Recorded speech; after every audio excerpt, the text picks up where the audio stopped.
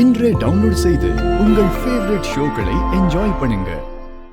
மாப்பிளை வந்துட்டாரு.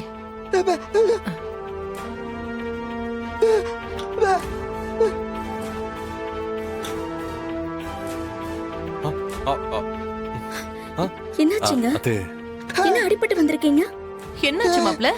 என்ன தலையில கட்டெல்லாம் போட்டுட்டு வந்திருக்கீங்க? அது ஒரு வண்டிக்காரன் வந்து பின்னாடி இடிச்சிட்டான். பின்னாடி வந்து இடிச்சிட்டானா? அப்ப நீங்க நடந்து போயிட்டு இருந்தீங்களா இல்ல கார்ல போயிட்டு இருந்தீங்களா? இல்லங்க, நீங்க நடந்து போக மாட்டீங்கல்ல, கார்ல போயிருந்தா முன்னாடி தான் அடிபட்டு இருக்கும். அஞ்சலி, எப்படியா ஆக்சிடென்ட் ஆயிடுச்சு, அடிபட்டுருச்சு, அதுக்கு என்ன பண்ணலாம்? இப்பதான் ஹாஸ்பிடலுக்கு போய் கட்டுப்பட்டு ரெஸ்ட் எடுத்துட்டு வரேன். வலிக்குது. கேள்வி மேல கேள்வி கேட்டு என்ன டென்ஷன் பண்ணாத. மாப்பிள, உங்க மேல இருக்கிற அக்கறையில தானே அவ கேட்டா. நீங்க எதுவும் நினைச்சுக்காதீங்க. என்ன மாப்பிள, இது பார்த்து போயிருக்க வேண்டியது தானே.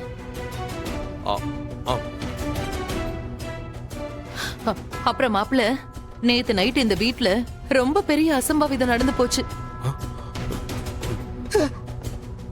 அப்படி என்னாச்சு? ஆமா மாப்பிள, அதுக்கு தகுந்த மாதிரி நீங்களும் இப்ப அடிபட்டு வந்து நிக்கிறீங்க. அப்படியா? இங்க என்ன நடந்துச்சு? ஐயோ, உங்களுக்கு விஷயமே தெரியாதா? நேத்து ஒரு திருடன் நம்ம வீட்டுக்குள்ள வந்துட்டாங்க. உள்ள வந்தவன் பாட்டி ரூம்குள்ள போய் பாட்டிய கொல்ல பாத்திருக்கான். நல்ல வேலை, நானும் அம்மாவும் அண்ணியும் அவனை அடிச்சு வீட்டை விட்டு துரத்திட்டோம். இத பாருங்க, அண்ணா அண்ணாவுக்கு எவ்வளவு காயப்பட்டிருக்குன்னு பாவம். மச்சான், நீங்க ஓகேவா?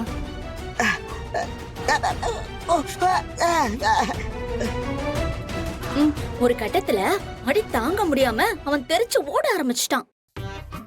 கடைசியா ஒரு கல் எடுத்து ஒரு அடி அடிச்சான் பாருங்க.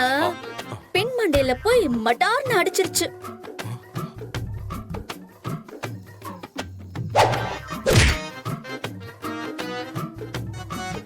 அது நீ அடிச்ச அடிதானா?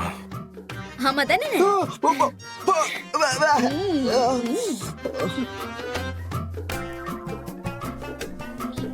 ஆனா எனக்கு தெரிஞ்சு அவனுக்கு மூளை குழம்பு இருக்கும்னு நினைக்கிறேன். மாப்பிள, இப்ப நீங்க எதுவும் பேச வேண்டாம். அஞ்சலி, மாப்பிளை அடிபட்டு வந்திருக்காருல்ல, அவர்கிட்ட எதுக்கு நிக்க வச்சு வல்ல வல்லன்னு பேசிக்கிட்டே இருக்க? கேட்டுக்கோ. சரி மாப்பிள, நீங்க போய் ரெஸ்ட் எடுங்க, போங்க. சரிங்க தா.